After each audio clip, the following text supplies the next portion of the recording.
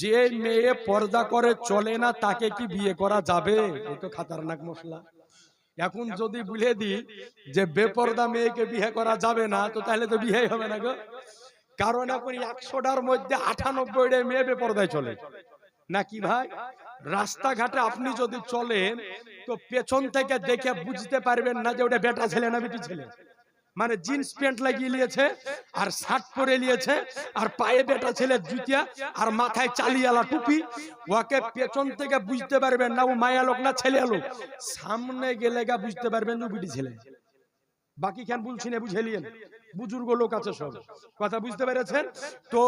শুনেলেন বেপর্দা মেয়ে, বেপর্দা মেয়ে।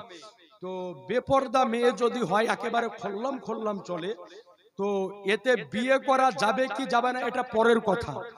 আগে জিজ্ঞাসা করেন যে বেপর্দা চললে তার ভয়াবহতা কি আছে, নাকি বলছেন বিয়ে তো হবে পরে, আগে জানেন যে বেপর্দা চললে তার ভয়াবহতা কি আছে। ভালো করে একটা মশলা বলে দিই, শুনেলেন এই শেষ মুহূর্তে। আজকে কিছু জানবে এবং শোনার জন্য জালসা দিয়েছেন।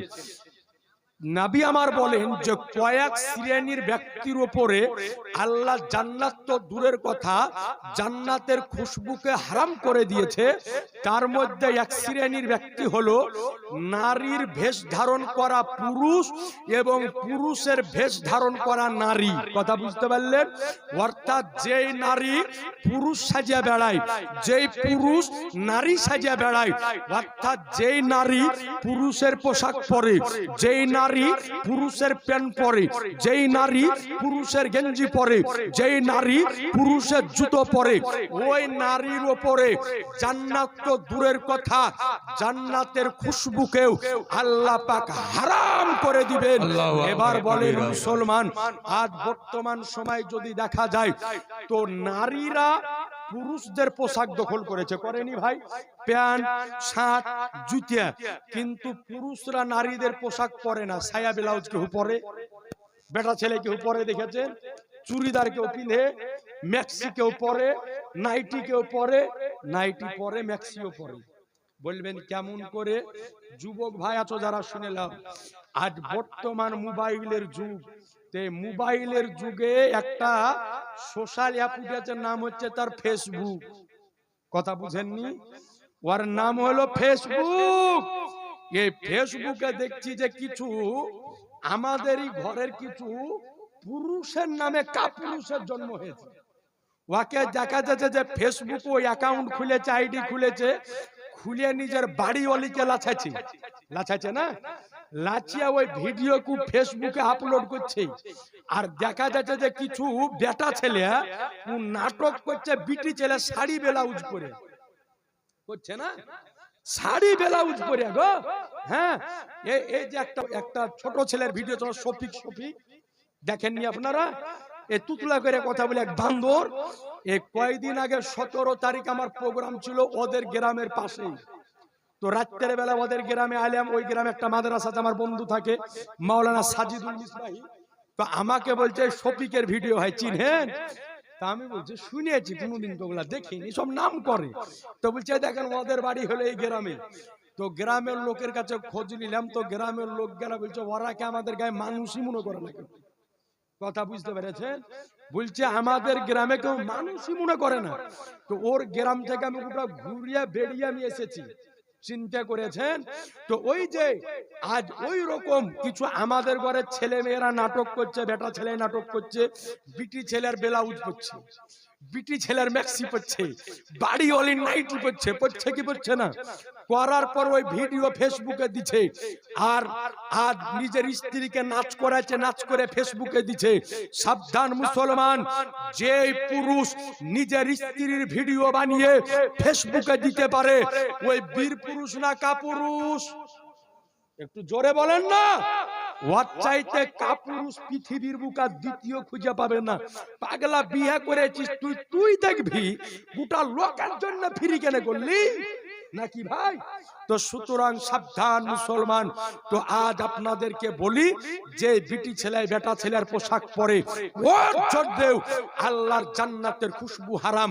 যে বেটা ছেলে বিটি ছেলের পোশাক পরে ওর জন্যেও আল্লাহর জান্নাতের খুশবু হলো হারাম। সুতরাং বেপরদা হয়ে চলা যাবে না, বেপরদা হয়ে চালানো যাবে না। সুতরাং আপনাদেরকে বলবো, নিজের মেয়ে আছে, নিজের বিবি আছে, নিজের মা আছে, নিজের বিটি আছে, নিজের নাতিনি আছে, নিজের পুতনি আছে, তাদেরকে পর্দা সহকারে চালাবেন। বলেন ইনশাআল্লাহ, জোরে বলেন ইনশাআল্লাহ। তো সাবধান মুসলমান, বেপরদা মেয়ে যদি চলে একেবারে খোল্লাম, মুসলমানের বিটি যদি হয়, জায়েজ না জায়েজের প্রশ্ন যদি করেন, তো বিয়ে করলে বিয়ে হয়ে যাবে। মুসলমানের মেয়ে যদি হয় তো বিয়ে করলে বিয়ে হয়ে যাবে, কিন্তু তাকে বিয়ের করার পরে দায়িত্ব আপনার, তাকে পর্দা সহকারে চালানো। কথা বুঝতে পেরেছেন? পর্দা সহকারে চালানোর দায়িত্ব হলো আপনার। যেমন করে হোক, চাপ দিয়ে হোক, আজকে বকে ঝোঁকে হোক, তাকে পর্দা সহকারে চালাতে হবে। বলেন ইনশাআল্লাহ, একটু জোরে বলেন ইনশাআল্লাহ। তাজি জানের মতন দরুদে পাক পড়েন। আল্লাহ, যে কোনো ব্যক্তি যদি সুদ খায়, আর সুদ খেতে খেতে খেতে বাড়ি করেছে, গাড়ি করেছে, 5 কোটি টাকা ব্যাংকে জমিয়ে নিয়েছে, এখন মরার পূর্বে ওর ভয় হচ্ছে যে আমি কবরে গেলে আমার হবে কি। তো ওই সময়তে তওবা যদি করব মনে করে, তো তার জন্য ফতোয়া হলো, সুদের মাধ্যম দিয়ে যত টাকা ইনকাম করেছে সমস্ত টাকাকে গরিব ফকির মিসকিনদের মধ্যে নেকির নিয়াত ছাড়াই বিলি করে দিতে হবে। তারপরে তওবা করতে হবে, তবে আল্লাহ তার তওবাকে কবুল করবে। মশলা বুঝা গেল? দেখা গেল যে সুদ খায়া খায়া 2 তলা বাড়ি করেছে, মাঠে 20 বিঘা জমি করেছে, 2 কোটি টাকা জমিয়ে নিয়েছে, ও সুদের টাকা থাকিয়া গেল, ও তওবা করে নিল। হবে না, আগে সুদের টাকা গোটা বের করে দিয়ে পাক করে দিতে হবে, তারপরে তওবা করতে হবে। মশলা ক্লিয়ার? কথা বুঝতে পারলেন? তো সুতরাং